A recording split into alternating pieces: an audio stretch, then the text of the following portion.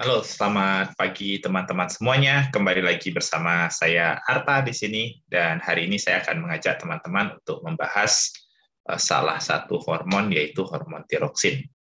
Hormon tiroksin adalah hormon yang diproduksi oleh kelenjar tiroid. Jadi kalau kita lihat di gambar, kelenjar tiroid itu terletak di pangkal leher, ya dekat dengan dada.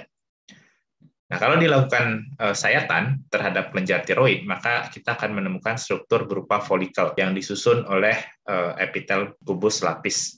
Nah, disinilah tempat sintesis hormon tiroksin berlangsung.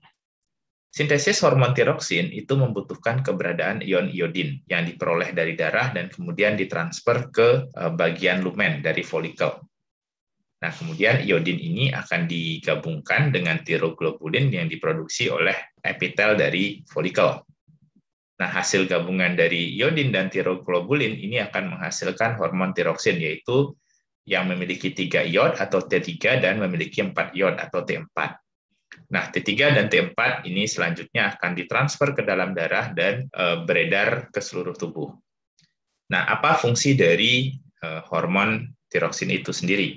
Hormon tiroksin itu dipicu sekresinya oleh suhu lingkungan yang rendah dan dihambat oleh stres. Nah, ketika suhu lingkungan rendah, hipotalamus itu akan memproduksi hormon yang kita kenal dengan nama TRH atau thyroid stimulating hormone.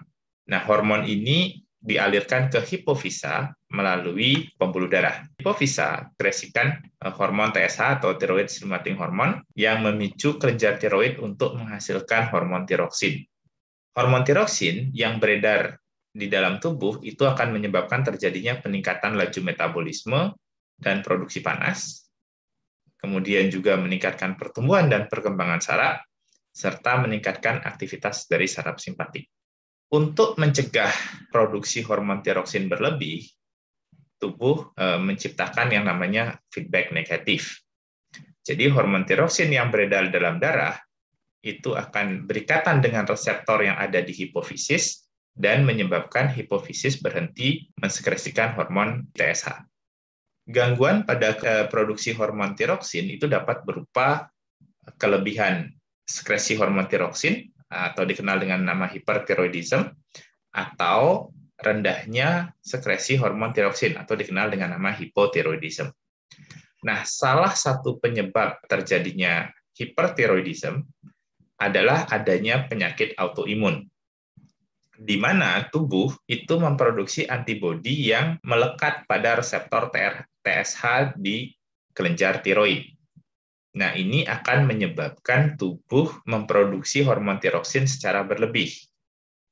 Nah, karena tiroksin yang diskresikan berlebih, maka laju metabolisme di dalam tubuh dan juga produksi panas meningkat. Berakibat pada seseorang tersebut itu tidak tahan terhadap panas. Nah, karena metabolisme tinggi, jadi banyak makanan yang diubah menjadi panas.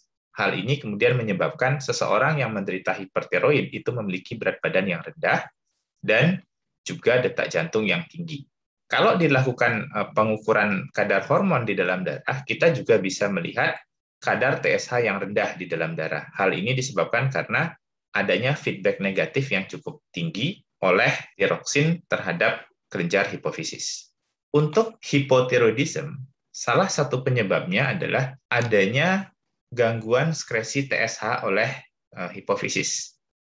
Jadi karena TSH yang diproduksi oleh hipofisis menurun atau rendah, ini berakibat pada menurunnya sekresi hormon tiroksin oleh kelenjar tiroid. Kadar tiroksin yang rendah akan menyebabkan terjadinya penurunan laju metabolisme dan produksi panas. Karena metabolisme turun, maka energi yang dihasilkan oleh tubuh juga rendah, dan ini berakibat pada seseorang menjadi mudah lelah. Nah, laju metabolisme yang rendah juga berakibat pada rendahnya detak jantung dan tekanan darah, dan juga memicu terjadinya obesitas. Hipotiroidism itu juga bisa disebabkan oleh kurangnya konsumsi iodin.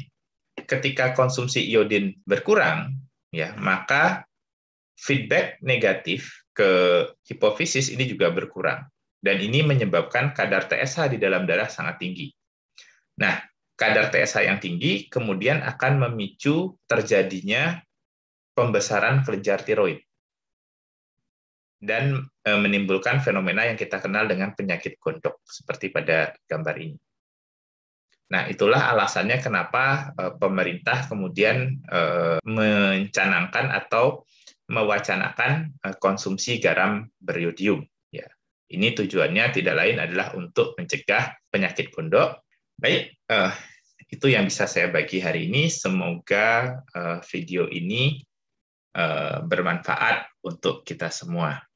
Untuk selanjutnya, saya akan membahas mengenai hormon yang diproduksi oleh kelenjar adrenal.